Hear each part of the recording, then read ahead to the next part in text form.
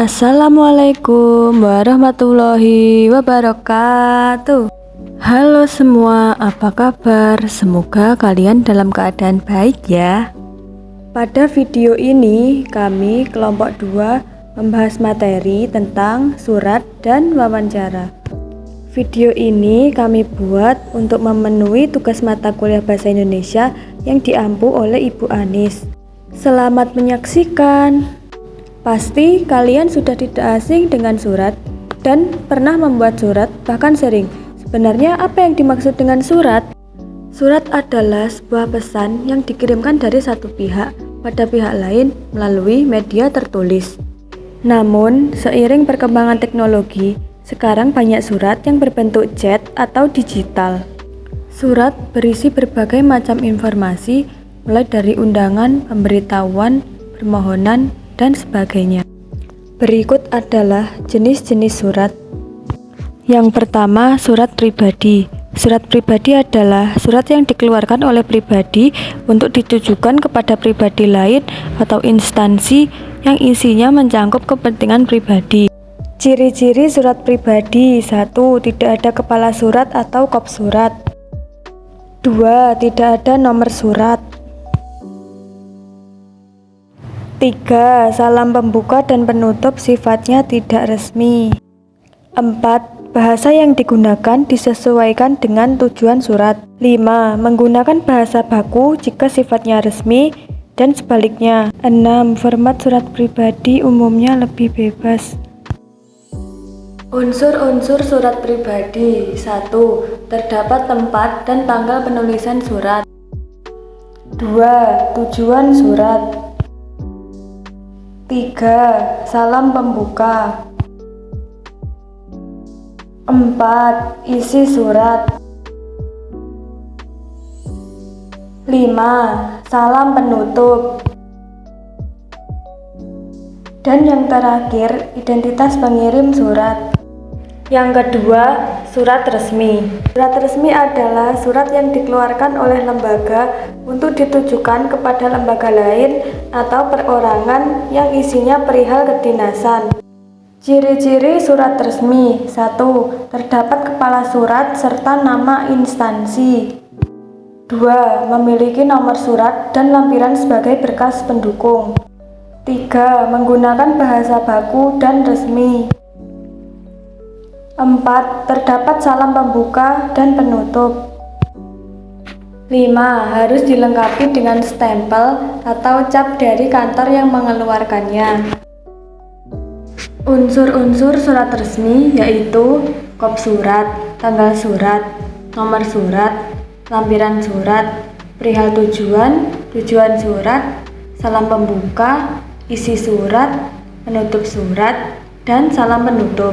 Yang ketiga, surat dinas. Surat dinas adalah surat resmi yang ditulis atau dikirim oleh sebuah kantor untuk keperluan dinas.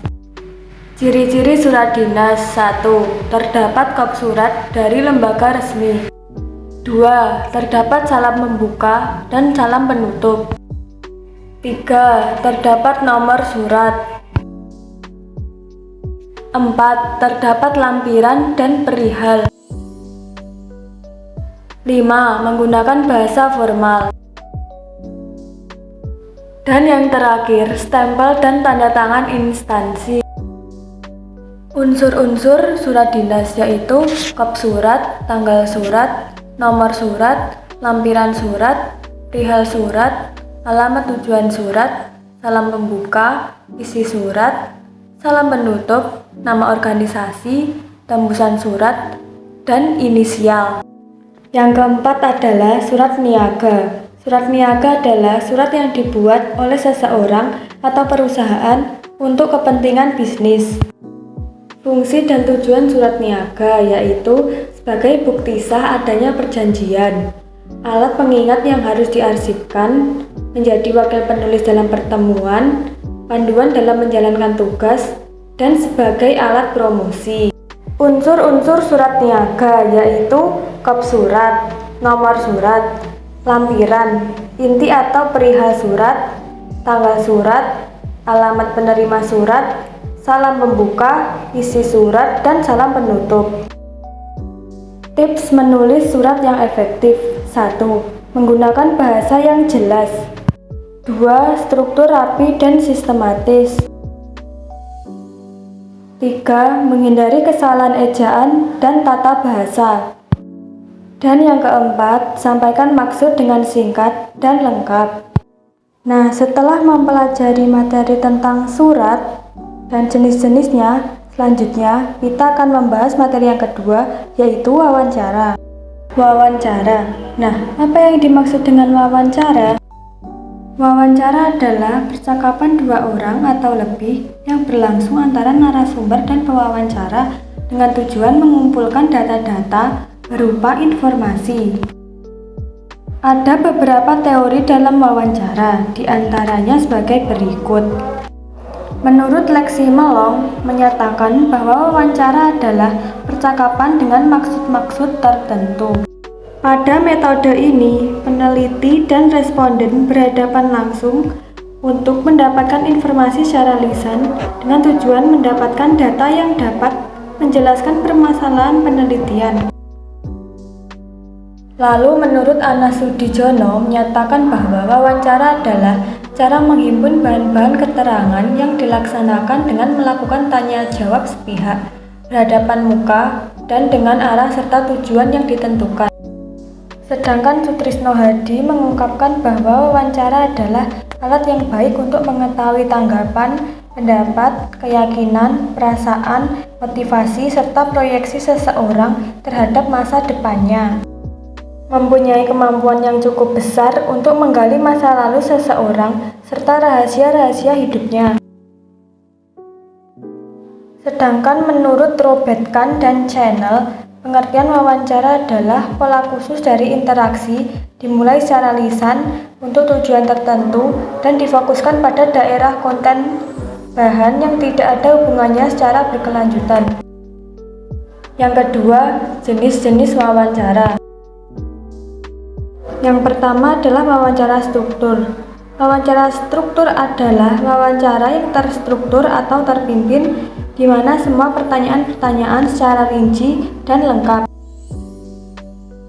Yang kedua, wawancara tidak struktur, yaitu di mana pertanyaan-pertanyaan yang diajukan bersifat terbuka. Jenis wawancara ini juga biasa disebut wawancara bebas, sebab pewawancara dapat menanyakan apa saja kepada narasumber. Akan tetapi, yang perlu dijadikan catatan adalah pertanyaan-pertanyaan tersebut tetap relevan dengan kebutuhan data, agar wawancara masih bisa terkendali. Yang ketiga, wawancara bebas terpimpin, yaitu gabungan dari kedua jenis wawancara sebelumnya, di mana pewawancara tetap menyiapkan pertanyaan-pertanyaan yang akan diajukan, namun secara garis besarnya saja. Yang ketiga, langkah-langkah wawancara. Langkah-langkah wawancara ada 3, yaitu pembukaan, proses, dan penutup. Lanjut yang keempat, syarat-syarat wawancara. Syarat wawancara yang pertama adalah pertanyaan bersifat terbuka. Yang kedua, urutan pertanyaan yang bersifat umum kemudian mengarah ke hal-hal khusus. Yang ketiga, bentuk pertanyaan yang diajukan oleh interviewer dengan memahami maksud pertanyaan yang diajukan oleh interviewer dan memudahkan terciptanya hubungan baik yang ditandai dengan kehangatan dan saling menerima. Lanjut, kelebihan dalam wawancara. Kelebihan yang pertama yaitu termasuk instrumen atau teknik terbaik untuk mendapatkan data pribadi yang tidak terbatas pada tingkat pendidikan atau pekerjaan tertentu. Yang kedua, memungkinkan untuk mendapatkan informasi dan data secara mendalam serta berkualitas. 3. Sebagai pewawancara dapat mengembangkan pertanyaan berdasarkan jawaban narasumber dan mendapatkan informasi secara detail, bahkan yang sering luput dalam pembahasan. Lanjut, kekurangan dalam wawancara. Yang pertama, untuk topik atau objek yang luas dibutuhkan banyak narasumber, maka proses wawancara juga memerlukan lebih banyak waktu dan tenaga dalam pelaksanaannya. Yang kedua, kecukupan data dan keberhasilan wawancara tergantung pada peneliti dalam menggali informasi serta ketersediaan narasumber untuk menjawab pertanyaan yang diajukan. Dan terkadang cara interpretasi wawancara bisa terpengaruhi oleh jawaban narasumber sehingga cenderung tidak objektif. Yang terakhir, kesimpulan. Wawancara memiliki kesimpulan diantaranya yaitu untuk memverifikasi data, menyajikan data, menafsirkan data, dan memberi umpan balik.